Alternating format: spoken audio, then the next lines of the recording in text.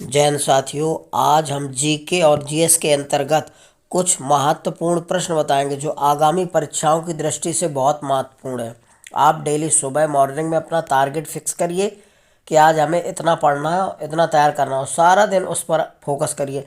अगर ऐसा करते हैं आप डेली तो आपकी तैयारी बहुत अच्छी हो जाएगी। यकीन मानिए, आप हर एग्ज़ाम फाइट करने लगेंगे। किसी भी परीक्षा को फाइट करने के लिए निरंतरता यानी कि निरंतर अध्ययन करना बहुत आवश्यक है। इसीलिए हम कहते हैं कर दिखाओ कुछ ऐसा कि सब करना चाहें आप जैसा। अब देखिएगा, पहला प्रश्न है, भारत में प्रचलित झूम कृषि को झारखंड राज्य में किस नाम से जाना जाता है? भारत में प्रचलित झूम कृषि को झारखंड राज्य में किस नाम से जाना जाता है? तो झारखंड राज्य में झूम के नाम से जाना जाता है, कोरवा के नाम से, खिलके कुमारी के नाम से। तो झारखंड राज्य में झूम कृषि को कुरुआ के नाम से जाना जाता है। बी विकल्प सही हो जाएगा। झारखंड राज्य में झूम कृषि को किस नाम से जाना जाता है? कुरुआ। कुरुआ के नाम से जाना जाता है, तो बी विकल्प सही हो जाएगा इसका। अगला है, वह कौन सी अक्रिय गैस है जो वायुमंडल में नहीं पाई जाती? वह कौन सी अक्रिय गैस है जो वायुमंडल में नहीं पाई जाती? Helium, argon, radon, xenon. तो हीलियम है, आर्गन है, रेडॉन, जीनॉन, ये सभी वायुमंडल में पाए जाते हैं। लेकिन रेडॉन जो है ये अक्रिय गैस वायुमंडल में नहीं पाई जाती। तो कौन सी अक्रिय गैस वायुमंडल में नहीं पाई जाती है? रेडॉन। तो विकल्प सी सही हो जाएगा। हीलियम पाई जाती है, आर्गन पाई जाती है, जीनॉन पाई जाती है। ठीक है, आर्गन सबसे ज़्यादा पाया जाता है। तो कौन सी गैस नहीं पाई जाती वायुमंडल में? रेडॉन। सी विकल्प सही हो जाएगा। अगला है, विश्व में तंबाकू का सबसे बड़ा उत्पादक देश कौन सा? विश्व में तंबाकू का सबसे बड़ा उत्पादक देश कौन सा है? भारत है, चीन है, अमेरिका है, ब्राज़ील है। तो विश्व में तंबाकू का सबसे बड़ा उत्पादक देश चीन का है। चीन का प्रथम स्थान है। विश्व में तंबाकू सबसे ज़्यादा चीन में उत्पन्न की जाती है, यानी पैदा होती है सबसे ज़्यादा। विश्व में तंबाकू का सबसे बड़ा उत्पादक देश कौन सा है? चीन है। भारत का तीसरा स्थान है, ध्यान रखिएगा। भारत का कौन सा है? तीसरा स्थान है। प्रथम स्थान है चीन का तंबाकू के उत्पादन में। तो इसका बी विकल्प सही हो जाएगा। कौन सा? बी विकल्प सही हो जाएगा। अगला है, नदी जोड़ो परियोजना का संबंध किस क्रांति से? नदी जोड़ो परियोजना का संबंध किस क्रांति से है? सुनहरी क्रांति, अमृत क्रांति, रजत क्रांति, बादामी क्रांति। तो नदी जोड़ो परियोजना का संबंध अमृत क्रांति से, ध्यान रखना। किससे? अमृत क्रांति से। नदी जोड़ो परियोजना का संबंध किससे? अमृत क्रांति से। किससे? अमृत क्रांति से। सुनहरी क्रांति का संबंध फल उत्पादन से होता है। सुनहरी क्रांति का संबंध किससे होता है? फल उत्पादन से। अमृत क्रांति का तो नदी जोड़ो परियोजना से हो गया। रजत क्रांति का संबंध हो गया अंडा उत्पादन से। रजत क्रांति का संबंध हो गया अंडा उत्पादन से। और बादामी क्रांति का संबंध हो गया मसाला उत्पादन से। बादामी क्रांति का संबंध है मसाला उत्पादन से। बादामी क्रांति का संबंध किससे? मसाला से। रजत क्रांति का अंडा उत्पादन से। अमृत क्रांति का संबंध है नदी जोड़ो परियोजना से। सुनहरी क्रांति का संबंध है फल उत्पादन से। तो इसका बी विकल्प सही हो जाएगा। नदी जोड़ो परियोजना का संबंध किससे? अमृत क्रांति से। अगला है, मंदसौर किसके उत्पादन के लिए प्रसिद्ध है? कोयला खदान, हीरे की खान, अफीम उत्पादन, संगमरमर की चट्टानों के लिए। तो मंदसौर किसके उत्पादन के लिए प्रसिद्ध है? तो ध्यान रखना, यहाँ अफीम उत्पादन के लिए फेमस है ये। मंदसौर कहाँ पड़ता है? मध्य प्रदेश में पड़ता है। ये अफीम उत्पादन के लिए फेमस है, यहाँ अफीम का उत्पादन किया जाता है। मंदसौर में किसका उत्पादन होता है? तो अफीम का। अफीम उत्पादन के लिए फेमस है। इसका बी विकल्प सही हो जाएगा। ये मध्य प्रदेश में पड़ता है, ध्यान रखना। अगला है, भारतीय रुपया किस मुद्रा के अंतर्गत आता है? भारतीय रुपया किस मुद्रा के अंतर्गत आता है? सस्ती मुद्रा, महंगी मुद्रा, सुलभ मुद्रा और दुर्बल मुद्रा। तो भारतीय रुपया जो है, ध्यान रखना, ये सुलभ मुद्रा के अंतर्गत आता है। भारतीय रुपया किसके अंतर्गत आता है? सुलभ मुद्रा के अंतर्गत। भारतीय रुपया को सॉफ्ट करेंसी भी बोला जाता है। भारतीय रुपया किस मुद्रा के अंतर्गत आता है? सुलभ मुद्रा के अंतर्गत आता है। ये सी विकल्प सही हो जाएगा, इसका ध्यान रखना। और भारतीय मुद्रा को सॉफ्ट करेंसी भी बोला जाता है। भारतीय रुपया को क्या बोला जाता है? सॉफ्ट करेंसी बोला जाता है, ध्यान रखना। अगला है, भारतीय रुपये किसके शासनकाल में शुरू किया गया था, जो आज भी प्रचलन में है? भारतीय रुपये किसके शासनकाल में शुरू किया गया था, जो आज भी प्रचलन में है? शेरशाह सूरी, मोहम्मद गौरी, शाहजहाँ, मोहम्मद बिन तुगलक। तो ये जो भारतीय रुपया है ये शेरशाह सूरी के शासनकाल में शुरू हुआ था, जो आज भी वर्तमान में प्रचलित है। भारतीय रुपया किसके शासनकाल में शुरू किया गया था? जो आज भी प्रचलित है, शेरशाह सूरी के शासनकाल में। ठीक कह रही हो विनीता, शेरशाह सूरी के शासनकाल में शुरू हुआ था। तुम्हारा राइट है, शेरशाह सूरी के शासनकाल में भारतीय रुपया शुरू किया गया था, जो आज भी प्रचलन में है। तो इसका ए विकल्प सही हो जाएगा। ठीक है, सब लोगों को सही है। सुनीता तुम्हारा भी सही है। रमेश तुम्हारा गलत है, शाहजहाँ के शासनकाल में नहीं, शेरशाह सूरी के शासनकाल में शुरू किया गया था। ठीक है, तो ए विकल्प सही हो जाएगा इसका।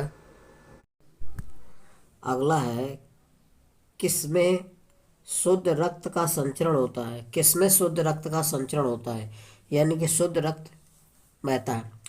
तो पल्मोनरी सिरा, पल्मोनरी धमनी, फुसफुसी सिरा, ए और सी दोनों। तो देखिएगा, पल्मोनरी सिरा और फुसफुसी सिरा, ये दोनों, यानी कि पल्मोनरी सिरा को ही फुसफुसी सिरा कहते हैं, ध्यान रखना। पल्मोनरी सिरा को ही फुसफुसी सिरा कहते हैं। तो ये डी विकल्प सही हो जाएगा, ए और सी दोनों। पल्मोनरी सिरा में शुद्ध रक्त का संचरण होता है, इसी को बोलते हैं फुसफुसी सिरा। तो फुसफुसी सिरा में भी शुद्ध रक्त का संचरण होता है, पल्मोनरी सिरा को ही फुसफुसी सिरा कहा जाता है। तो डी विकल्प सही हो जाएगा, ए और सी। अगला है, डिप्लोपिया रोग का संबंध किससे? डिप्लोपिया रोग का संबंध किससे? मस्तिष्क से, आंखों से, जिगर से, आंत से। तो डिप्लोपिया का रोग का संबंध आंखों से होता है, ध्यान रखना। डिप्लोपिया रोग का संबंध किससे? आंखों से संबंधित है, आंखों को प्रभावित करता है। तो बी विकल्प सही हो जाएगा। अगला है, पुलित्जर पुरस्कार किस क्षेत्र में दिया जाता है? तो पुलित्जर पुरस्कार किस क्षेत्र में दिया जाता है? पत्रकारिता, साहित्य, संगीत, उपरोक्त सभी। तो पुलित्जर पुरस्कार पत्रकारिता, साहित्य, संगीत सभी क्षेत्रों में दिया जाता है, तीनों क्षेत्रों में, पत्रकारिता, साहित्य, संगीत, उपरोक्त सभी क्षेत्रों में, यानी कि तीनों क्षेत्रों में दिया जाता है। यह अमेरिका द्वारा दिया जाता है विशिष्ट योगदान करने वाले व्यक्तियों को। पत्रकारिता, साहित्य, संगीत, पुलित्जर पुरस्कार पत्रकारिता है, साहित्य, संगीत, उपरोक्त सभी में दिया जाता है, ध्यान रखिएगा। तो उपरोक्त सभी, डी विकल्प सही हो जाएगा। ये पत्रकारिता पुरस्कार जो है, सॉरी, पुलित्जर पुरस्कार पत्रकारिता, साहित्य और संगीत तीनों क्षेत्रों में दिया जाता है। तो डी विकल्प सही हो जाएगा। ये अमेरिका द्वारा दिया जाता है विशिष्ट योगदान करने वाले लोगों, व्यक्तियों को। अगला है, याहू का मुख्यालय किस देश में स्थित है? याहू का मुख्यालय किस देश में स्थित है? सन्नीवेल, न्यू ताइपेई, मिनाटो, रोचेस्टर। तो याहू का मुख्यालय किस देश में स्थित है? तो ये अमेरिका में स्थित है।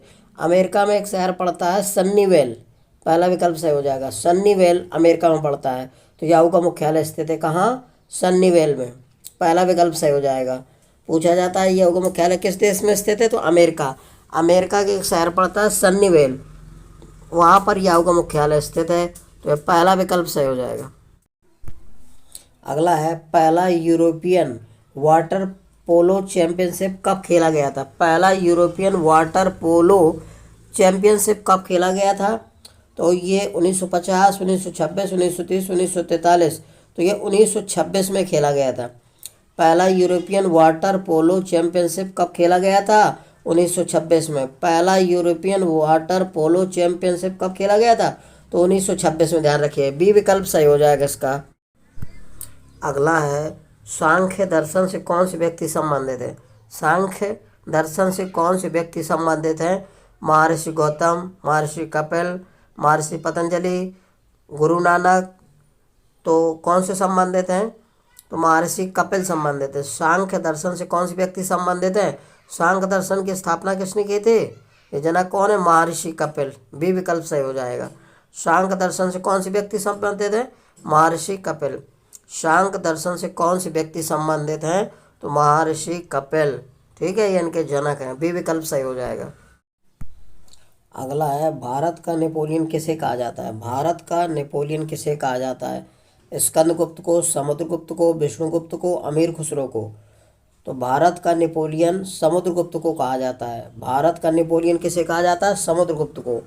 विष्णुगुप्त कौटिल्य चाणक्य का नाम है। चाणक्य का नाम है विष्णुगुप्त। और विष्णुगुप्त को यानी कि चाणक्य को भारतीय मैकियावली के नाम से जाना जाता है। भारतीय मैकियावली के नाम से जाना जाता है कौटिल्य चाणक्य को। चाणक्य का नाम है विष्णुगुप्त। कौटिल्य, विष्णुगुप्त, कौटिल्य और विष्णुगुप्त। अमीर खुसरो को किस नाम से जाना जाता है? तो अमीर खुसरो को तोतिए हे हिंद कहा जाता है। अमीर खुसरो को क्या कहा जाता है? तो तूतिए हिंद कहा जाता है। अमीर खुसरो को क्या कहा जाता है? तूतिए ए हिंद कहा जाता है। तो भारत का नेपोलियन किसे कहा जाता है? समुद्रगुप्त को। इसका बी विकल्प सही हो जाएगा। अगला है विश्व स्वास्थ्य संगठन WHO की स्थापना कब हुई थी? विश्व स्वास्थ्य संगठन WHO की स्थापना कब हुई थी? 7 अप्रैल 1948 को, 1 जनवरी 1945 को, 19 मार्च 1951 को, 5 जून 1945 को। तो विश्व स्वास्थ्य संगठन WHO की स्थापना 7 अप्रैल 1948 को हुई थी। विश्व स्वास्थ्य संगठन WHO की स्थापना 7 अप्रैल 1948 को हुई थी। तो इसका पहला विकल्प सही हो जाएगा। ठीक है, ध्यान रखिएगा। आधुनिक आवर्त सारणी में वर्गों की संख्या कितनी है? आधुनिक आवर्त सारणी में वर्गों की संख्या कितनी है? 9, 18, 7, 8। तो आधुनिक आवर्त सारणी में वर्गों की संख्या 18 है। आधुनिक आवर्त सारणी में वर्गों की संख्या 18 है। तो बी विकल्प सही हो जाएगा। ठीक है। और आधुनिक मेंडलीव की आवर्त सारणी में वर्ग कितने थे? 9 थे। मेंडलीव की आवर्त सारणी में वर्गों की संख्या कितनी थी? 9 थी। और 7 आवर्त थे। मेंडलीव की आवर्त सारणी में कितने आवर्त थे? 7। और आधुनिक आवर्त सारणी में आवर्तों की संख्या कितनी थी? 7 थी। ध्यान रखना, आवर्त 7 और वर्गों की संख्या आधुनिक आवर्त सारणी में 18 और मेंडलीव की आवर्त सारणी में वर्ग कितने थे? 9। ध्यान रखिएगा। अगला है साबुन के बुलबुले रंगीन दिखाई देना घटना पर आधारित है। साबुन के बुलबुले रंगीन दिखाई देते हैं, किस घटना पर आधारित है? कहने का मतलब है साबुन के बुलबुले रंगीन दिखाई देते हैं, दिखाई देना किस घटना पर आधारित है? थोड़ा मिस्टेक है, तो ये तुम्हारा व्यतिकरण पर आधारित है। सी विकल्प सही हो जाएगा। साबुन के जो बुलबुले हैं रंगीन दिखाई देते हैं, उसका कारण होता है व्यतिकरण। व्यतिकरण के कारण साबुन के बुलबुले रंगीन दिखाई देते हैं। तो इसका सी विकल्प सही हो जाएगा। साबुन के बुलबुले रंगीन दिखाई देने का कारण क्या होता है? व्यतिकरण। तो इसका सी विकल्प सही हो जाएगा। अगला है वह कौन सा तापक्रम है जिस पर सेंटीग्रेड एवं फ़ारेनहाइट पैमाने समान पाठ्यांक प्रदर्शित करते हैं? वह कौन सा तापक्रम है जिस पर सेंटीग्रेड एवं फ़ारेनहाइट पैमाने समान पाठ्यांक प्रदर्शित करते हैं? 37 degree Celsius, 98.6 Fahrenheit, -40 degree Celsius और 273 फ़ारेनहाइट। तो ये इसका सी विकल्प सही हो जाएगा। -40 डिग्री सेंटीग्रेड सेल्सियस होता है। -40 डिग्री सेंटीग्रेड होता है। ध्यान रखना, सेंटीग्रेड -40 सेंटीग्रेड ये सेल्सियस पर, फ़ारेनहाइट और सेंटीग्रेड समान पाठ्यांक देते हैं -40 पर। ध्यान रखना, तो सी विकल्प सही हो जाएगा इसका। अगला है भारत का योजना आयोग है। तो भारत का योजना आयोग क्या है? एक संवैधानिक निकाय, एक स्वतंत्र निकाय, एक संवैधानिक निकाय, इनमें से कोई नहीं। तो भारत का योजना आयोग एक संवैधानिक निकाय नहीं होता है, ये एक संवैधानिक निकाय है। भारत का योजना आयोग क्या है? एक संवैधानिक निकाय है। अब योजना आयोग का नाम नीति आयोग कर दिया गया। अब नाम क्या कर दिया है? नीति आयोग। इसका नाम बदल कर क्या कर दिया गया है? नीति आयोग। योजना आयोग की स्थापना कब हुई थी? 1950 को। योजना आयोग की स्थापना कब हुई थी? 1950 को। तो भारत का योजना आयोग क्या है? एक संवैधानिक निकाय है। सी विकल्प सही हो जाएगा इसका। अगला है संघ लोक सेवा आयोग के किसी सदस्य को हटाया जा सकता है। संघ लोक सेवा आयोग के किसी सदस्य को हटाया जा सकता है, किसके द्वारा? प्रधानमंत्री द्वारा, राष्ट्रपति द्वारा, उच्च न्यायालय के मुख्य न्यायाधीश द्वारा, संघ लोक सेवा आयोग के अध्यक्ष द्वारा। तो इनमें से राष्ट्रपति के द्वारा संघ लोक सेवा आयोग के सदस्य को हटाया जा सकता है। किसी भी सदस्य को राष्ट्रपति द्वारा हटाया जा सकता है। संघ लोक सेवा आयोग के किसी भी सदस्य को हटाया जा सकता है सिर्फ राष्ट्रपति द्वारा। तो इसका बी विकल्प सही हो जाएगा। अगला है उत्तर प्रदेश में चमड़ा उद्योग का प्रमुख केंद्र कहाँ स्थित है? उत्तर प्रदेश में चमड़ा उद्योग का प्रमुख केंद्र कहाँ स्थित है? लखनऊ, कानपुर, आगरा, प्रयागराज। तो कानपुर में स्थित है। उत्तर प्रदेश में चमड़ा उद्योग का प्रमुख केंद्र कहाँ स्थित है? कानपुर में। चमड़ा उद्योग का प्रमुख केंद्र कहाँ स्थित है? कानपुर में। बी विकल्प सही हो जाएगा इसका। अगला है केंद्रीय कांच एवं सिरेमिक अनुसंधान केंद्र कहाँ स्थित है? केंद्रीय कांच एवं सिरेमिक अनुसंधान केंद्र कहाँ स्थित है? खुर्जा, बुलंदशहर, अमरोहा, बरेली, सोनभद्र। तो खुर्जा बुलंदशहर में स्थित है। केंद्रीय कांच एवं सिरेमिक अनुसंधान केंद्र कहाँ स्थित है? खुर्जा बुलंदशहर में। खुर्जा बुलंदशहर में स्थित है, ध्यान रखना। अगला है 15वें प्रवासी भारतीय दिवस का आयोजन कहाँ किया गया था? प्रयागराज में, लखनऊ में, वाराणसी में, गोरखपुर में। 15वें प्रवासी भारतीय दिवस का आयोजन कहाँ किया गया था? तो ये किया गया था वाराणसी में। तीसरा विकल्प सही हो जाएगा। 15वें प्रवासी भारतीय दिवस का आयोजन कहाँ किया गया था? वाराणसी, बनारस। कब किया गया था? 2019 में। उत्तर प्रदेश के वाराणसी जिले में 15वें प्रवासी भारतीय दिवस का आयोजन किया गया था। इसका सी विकल्प सही हो जाएगा। अगला है तानसेन के गुरु कौन थे? स्वामी हरिदास, नर हरिदास, रामदास, गोपाल नायक। तो तानसेन के गुरु स्वामी हरिदास थे। तानसेन के गुरु कौन थे? स्वामी हरिदास। तानसेन के गुरु कौन थे? स्वामी हरिदास। पहला विकल्प सही है इसका। अगला है राष्ट्रीय कथक संस्थान कहाँ स्थित है? राष्ट्रीय कथक संस्थान कहाँ स्थित है? प्रयागराज, लखनऊ, वाराणसी, भदोही। तो राष्ट्रीय कथक संस्थान लखनऊ में स्थित है। राष्ट्रीय कथक संस्थान कहाँ स्थित है? लखनऊ में। राष्ट्रीय कथक संस्थान कहाँ स्थित है? लखनऊ में। इसका बी विकल्प सही हो जाएगा। राष्ट्रीय कथक संस्थान कहाँ स्थित है? लखनऊ में। इसका बी विकल्प सही हो जाएगा। अगला है निम्न को सुमेल कीजिए। तो रेनीकोट एल्युमिनियम उद्योग के लिए फेमस है। रेनीकोट एल्युमिनियम उद्योग के लिए फेमस है, एल्युमिनियम पाया जाता है। ऋषिकेश एंटीबायोटिक के लिए फेमस है। ऋषिकेश एंटीबायोटिक दवाओं के लिए फेमस है। मेरठ खेल के सामान के लिए फेमस है। मेरठ खेल के सामान के लिए फेमस है। अलीगढ़ ताले के लिए फेमस है। अलीगढ़ में ताले बनते हैं, तो अलीगढ़ का अगले ताले के लिए। मेरठ खेल के सामान के लिए। ऋषिकेश एंटीबायोटिक के लिए। रेणुकूट है एल्युमिनियम उद्योग, एल्युमिनियम के लिए फेमस है। ये सभी सुमेलित हैं। अगला है ध्रुपद मेला उत्तर प्रदेश के किस जिले में लगता है? ध्रुपद मेला उत्तर प्रदेश के किस जिले में लगता है? प्रयागराज, बटेश्वर, वाराणसी, अंबेडकर नगर। तो ध्रुपद मेला उत्तर प्रदेश के किस जिले में लगता है? ये वाराणसी जिले में लगता है। ध्रुपद मेला उत्तर प्रदेश के किस जिले में लगता है? वाराणसी जिले में लगता है ध्रुपद मेला, ध्यान रखना। तो यह सी विकल्प सही हो जाएगा इसका। क्या? सी विकल्प।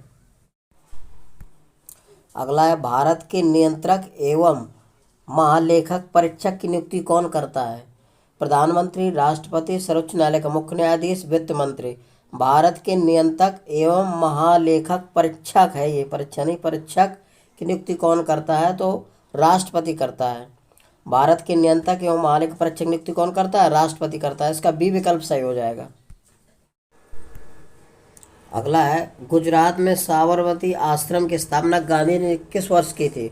गुजरात में साबरमती आश्रम की स्थापना गांधी जी ने किस वर्ष की थी? 1916 में, 1918 में, 1917 में, 1920 में। तो गुजरात में गांधी जी ने आश्रम की स्थापना 1917 में की थी। साबरमती आश्रम की स्थापना कहाँ की थी? गुजरात में। और कब की थी? 1917 में, ध्यान रखिए। साबरमती आश्रम की स्थापना कहाँ की थी गांधी जी ने? गुजरात में। कब की थी? 1917 में। तो सी विकल्प सही हो जाएगा इसका, ध्यान रखिए। अगला है कोलकाता, मुंबई, मद्रास में उच्च न्यायालयों की स्थापना किस वर्ष की गई थी? कोलकाता, मुंबई, मद्रास में उच्च न्यायालयों की स्थापना किस वर्ष की गई थी? 1935 में, 1919 में, 1861 में, 1862 में। तो कोलकाता, मुंबई और मद्रास में उच्च न्यायालयों की स्थापना 1861 में की गई थी। कब की गई थी? 1861 में। कोलकाता, मुंबई, मद्रास में तीनों जगह एक साथ स्थापना हुई थी 1861 में। इसका सी विकल्प सही हो जाएगा। अगला है शिवाजी ने कितनी बार सूरत को लूटा था? शिवाजी ने कितनी बार सूरत को लूटा था? तो 4 बार, 2 बार, 3 बार, 1 बार। तो शिवाजी ने सूरत को 2 बार लूटा था। एक बार 64 में एक बार 1670 में लूटा था, ये सॉरी 60, 1664 और 1670 में लूटा था 2 बार। शिवाजी ने सूरत को कितनी बार लूटा था? 2 बार लूटा है, एक बार 1664, एक बार 1670 में लूटा है। ठीक है, ध्यान रखिएगा, 1664 और दूसरी बार 1670 में लूटा है। शिवाजी ने सूरत को कितनी बार लूटा? 2 बार, तो इसका दूसरा विकल्प सही हो जाएगा, 1664 और 1670 में लूटा है। अगला है चंद्रगुप्त द्वितीय को और किस नाम से जाना जाता है? चंद्रगुप्त द्वितीय को और किस नाम से जाना जाता है? समुद्रगुप्त, स्कंदगुप्त, विक्रमादित्य, विष्णुगुप्त। चंद्रगुप्त द्वितीय को और किस नाम से जाना जाता है? तो चंद्रगुप्त द्वितीय को विक्रमादित्य के नाम से जाना जाता है। चंद्रगुप्त द्वितीय को विक्रमादित्य के नाम से जाना जाता है, तो सी विकल्प सही हो जाएगा। चंद्रगुप्त द्वितीय को और किस नाम से जाना जाता है? तो विक्रमादित्य, ध्यान रखना, विक्रमादित्य के नाम से जाना जाता है चंद्रगुप्त द्वितीय को। विष्णुगुप्त कौटिल्य चाणक्य का नाम है। चाणक्य का नाम क्या है? विष्णुगुप्त। ठीक है, ध्यान रखिएगा, तो इसका सी विकल्प सही। अगला है किस प्रसिद्ध शासक को शिलालेखों का जनक कहा जाता है? किस प्रसिद्ध शासक को शिलालेखों का जनक कहा जाता है? अशोक को, चंद्रगुप्त मौर्य को, समुद्रगुप्त को, महेंद्र को। तो अशोक को शिलालेखों का जनक कहा जाता है, पहला विकल्प सही हो जाएगा। किस शासक को शिलालेखों का जनक कहा जाता है? तो अशोक को शिलालेखों का जनक कहा जाता है, इसका पहला विकल्प सही हो जाएगा।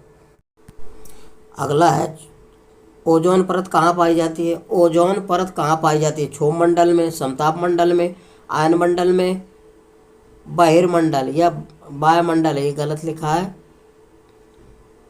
वायुमंडल, वायुमंडल या बहिर्मंडल। ओजोन परत कहाँ पाई जाती है? तो समताप मंडल में पाई जाती है। कहाँ? समताप मंडल में पाई जाती है। 20 से 30 किलोमीटर ऊपर समताप मंडल पाया जाता है, तो ओजोन परत कहाँ पाई जाती है? समताप मंडल में। ठीक है, बी विकल्प सही हो जाएगा इसका। अगला है निम्न को सुमिल कीजिए, कुछ राजधानी और राज्य दिए हैं। नागालैंड की राजधानी कोहिमा, नागालैंड की राजधानी कोहिमा, झारखंड की राजधानी रांची, उत्तराखंड की राजधानी देहरादून, उत्तराखंड की राजधानी देहरादून, छत्तीसगढ़ की राजधानी रायपुर, छत्तीसगढ़ की राजधानी कहाँ है? रायपुर। तो नागालैंड की राजधानी कोहिमा, झारखंड की रांची, उत्तराखंड की देहरादून, छत्तीसगढ़ की रायपुर, ये सभी सुमिलित हैं। ठीक है दोस्तों, यदि मेरा वीडियो आपको अच्छा लग रहा है तो मेरे वीडियो को लाइक और सब्सक्राइब अवश्य करिए। जय हिंद।